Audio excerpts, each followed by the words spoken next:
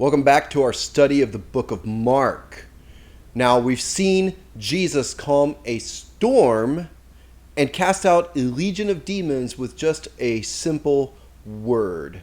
Now, we see Jesus send death retreating at his command.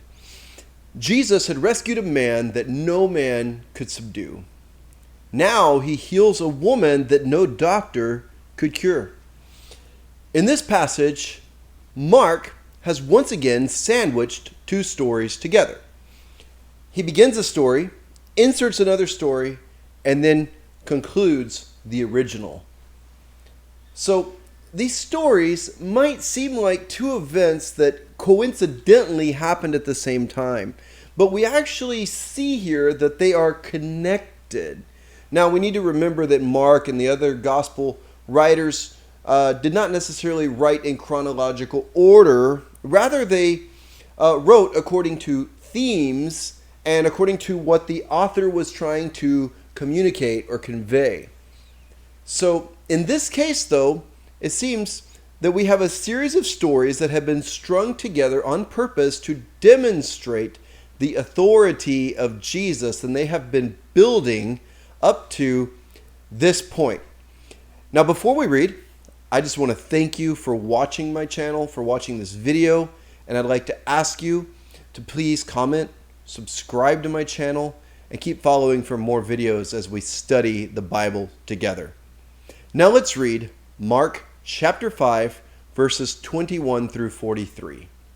And it says, "When Jesus had crossed again over by boat to the other side of the lake, a large crowd gathered around him while he was by the lake. Then one of the synagogue leaders, named Jairus, came, and when he saw Jesus, he fell at his feet. He pleaded earnestly with him, 'My little daughter is dying. Please come and put your hands on her so that she will be healed and live.' So Jesus went with him. A large crowd followed and pressed around him. And a woman was there who had been subject to bleeding for 12 years. She had suffered a great deal under the care of many doctors and had spent all that she had. Yet instead of getting better, she grew worse. When she heard about Jesus, she came up behind him in the crowd and touched his cloak, because she thought, 'If I just touch his clothes, I will be healed.' Immediately, her bleeding stopped, and she felt in her body that she was freed from her suffering. At once, Jesus realized that power had gone out from him. He turned around in the crowd and he asked, 'Who touched my clothes?' 'You see the people crowding around you,' his disciples answered, 'and yet you ask, 'Who touched me?' But Jesus kept looking around to see who had done it. Then the woman, knowing what had happened to her, came and fell at his feet, and trembling with fear, told him the whole truth. He said to her, 'Daughter, your faith has healed you. Go in peace and be freed from your suffering.' While Jesus was still speaking, some people came from the house of Jairus, the synagogue leader. 'Your daughter is dead,' they said. 'Why bother the teacher anymore?' Overhearing what they said, Jesus told him, 'Don't be afraid, just believe.' He did not let anyone follow him except Peter, James, and John, the brother of James. When they came to the home of the synagogue leader, Jesus saw a commotion with people crying and wailing loudly. He went in and said to them, 'Why all this commotion and wailing? The child is not dead, but asleep.' But they laughed at him. Then he put them all out. He took the child's father and mother and the disciples who were with him and went in to where the child was. He took her by the hand and said to her, 'Talitha cum,' which means, 'Little girl, I say to you, get up.' Immediately the girl stood up and began to walk around. She was 12 years old. At this, they were completely astonished. He gave strict orders not to let anyone know about this and told them to give her something to eat. This passage connects two stories of two people who came to Jesus because they needed him. The first is Jairus, and he's one of the only characters in the book of Mark to have a name aside from Jesus and the disciples. So this tells us right away that he's a very important person. He's someone whose name mattered in the community, and Mark knew who he was. He was a synagogue ruler. This is a man with influence. And in contrast, we see a woman with a condition of bleeding, which makes her ceremonially unclean, and therefore she's excluded from society. Besides this, she's become destitute, having spent all of her money in medical bills trying to be healed. Now, rules of purity, these laws of clean and unclean, they seem strange to us because we don't have these kind of laws. But actually, the COVID-19 pandemic actually helps us to understand it a little bit better, because these were community codes that happened in biblical times, and they had to do with what belongs where and preventing contamination that would affect the whole community. And you saw that, like, during the pandemic, we had rules about isolation and quarantine, and who was contaminated and who wasn't. And so the idea was that someone with COVID clearly was contaminated, and if you came into contact with them, then you were contaminated as well, and you then had to isolate and go through a procedure before returning to society, right? You had to go and you had to quarantine for a certain number of days, make sure you didn't have symptoms. That's exactly like how the purity laws were in the Old Testament and in the New Testament times. And so it isn't that hard for us anymore to understand how someone who's constantly bleeding, because we know that blood is a contaminant, someone who's constantly bleeding would be considered unclean to the community and might be excluded.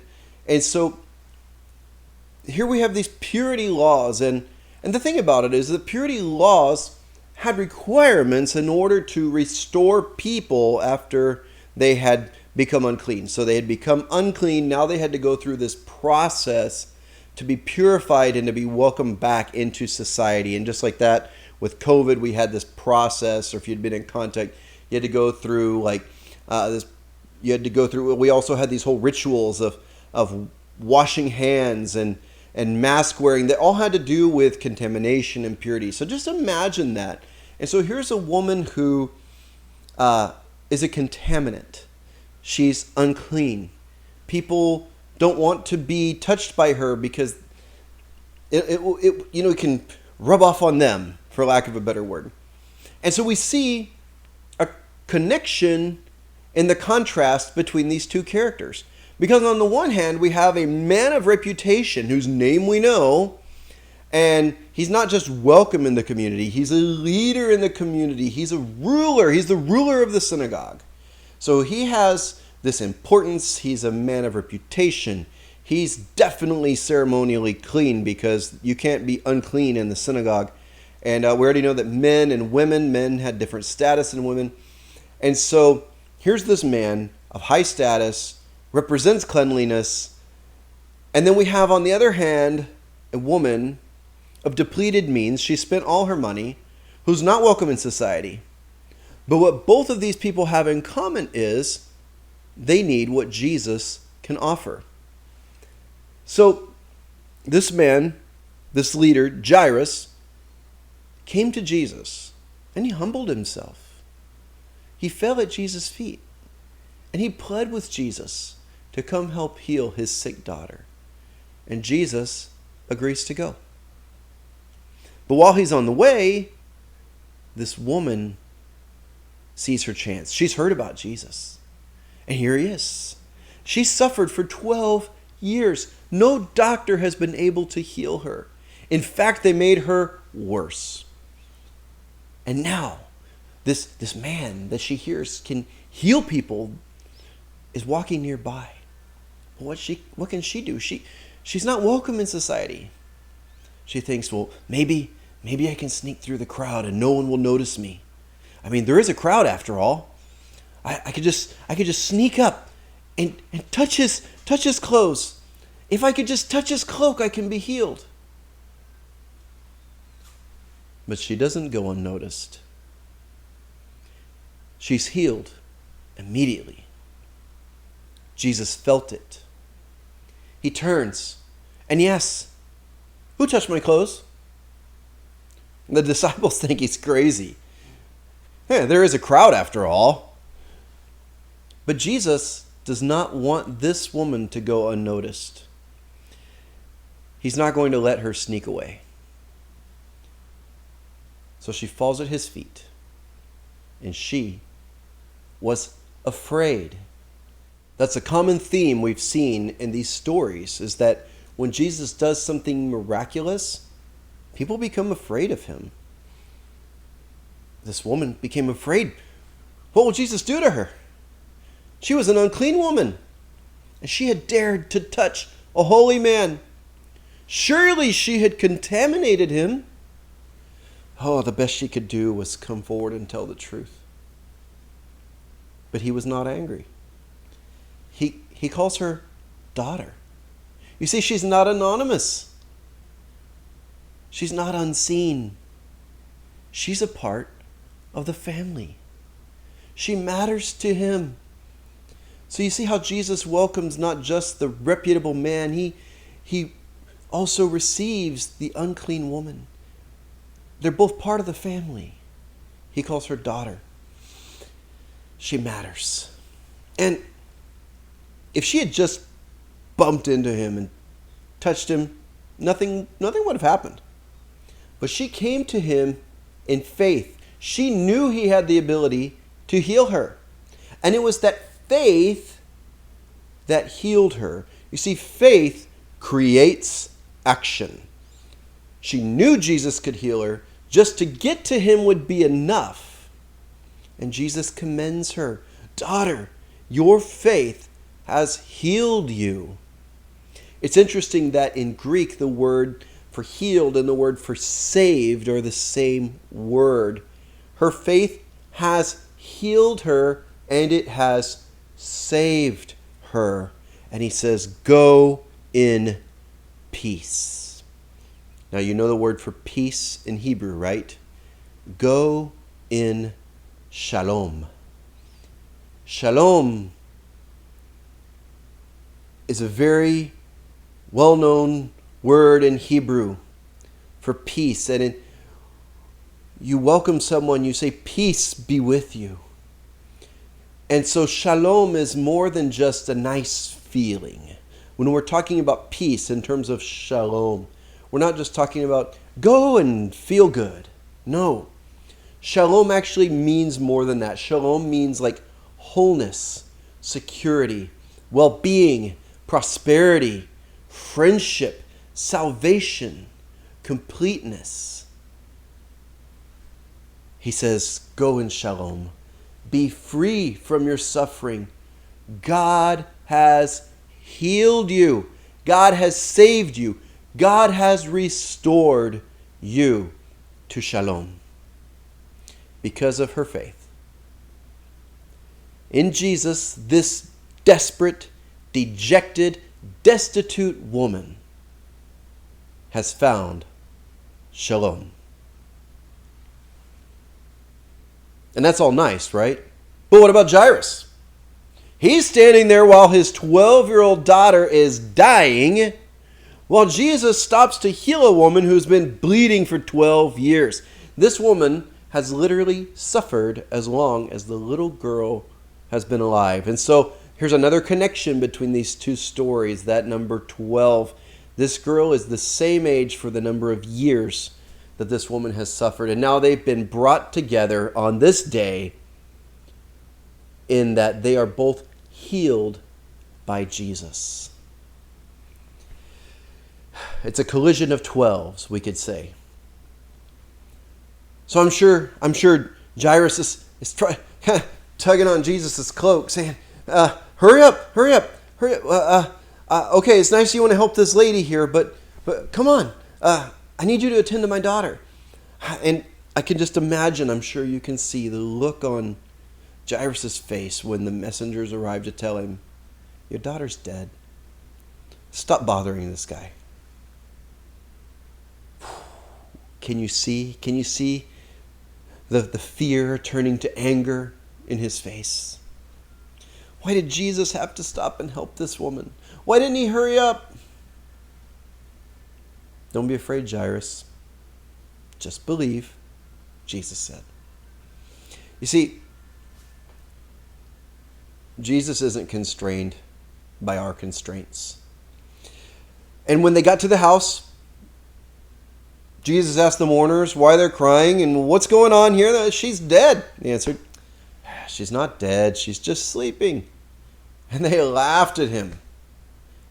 What an idiot. We know a dead person when we see one. She doesn't have a heartbeat. She's not breathing, Jesus. You moron. I'm sure that's what they're thinking, right? I mean, we all know. Jesus sends those people out. Hey, get out of here. It's kind of interesting, right? Here's these people. They're laughing at Jesus. They know what they see. They don't tell us not to believe our eyes, Jesus. He sends them out. They don't get to witness what God is about to do. You see, it's very interesting. Jesus doesn't seem to have any desire to prove himself to skeptics. If they don't want to believe, that's up to them. But they're not going to see what God can do for them. But Jesus goes in with the disciples that are with him, Jairus, the girl's mother, and he takes the little girl by the hand. Remember, we talked about purity laws. To touch a dead body made you unclean. And you had to exclude yourself from the community in order to be cleansed before you could rejoin society. But you see, Jesus is not contaminated by impurity. That woman touched him. She didn't contaminate him. He touched the dead girl. It doesn't contaminate him. In both of these accounts, Jesus should have become unclean by touching these people. But instead, he contaminates them with purity. They touch him, and they are cleaned and restored. And Jesus takes the girl, and he doesn't need any magic words or incantations or potions. He doesn't perform a spell. He just speaks the word. Simply says, little girl, get up.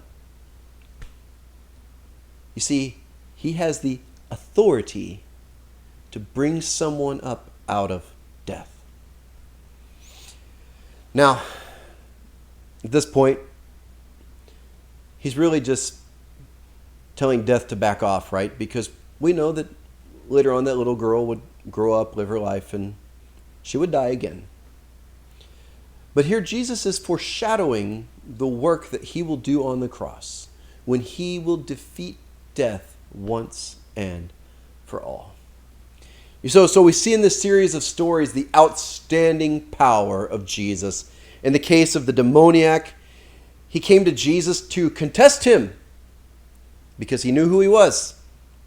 But he came to Jesus nonetheless. It's funny because he fell down in front of Jesus like these people did. But he didn't come with good intentions. But still, he found himself healed. And in these cases, these people come to Jesus in faith, hoping to be saved and restored, and they are. You see, this is good news for us. You know, Jairus was a leader in the synagogue. He probably was well educated in the scriptures and knew about God. But this women didn't get to go to synagogue school. The other guy was a demon-possessed Gentile, and he gets healed. What does this tell us? It tells us you don't have to have everything figured out or understand all the right theology or all the right doctrines. Just come to Jesus in faith, and he can save you. Now, just one more thing to finish. You see, the scriptures don't demonstrate to us that God is going to give everyone a miracle. Your miracle's just around the corner. No, that's not what the scripture says. Some people didn't get their miracle. Jesus doesn't promise to take you out of every situation or give you a miracle for every difficult situation. But we are called to put our faith in him because he has the power to save in every situation. And Jesus has promised that he will ultimately wipe every tear from our eyes. And we can recognize that Jesus is who he is, and he has the power that he has. And we can come to him in faith knowing that he has power over death. So even if someone has died, Jesus still has the power to restore and to save that person. So Mark wants to make it clear. Jesus is the kind of person who is worth putting our faith in. So will you come to him in faith?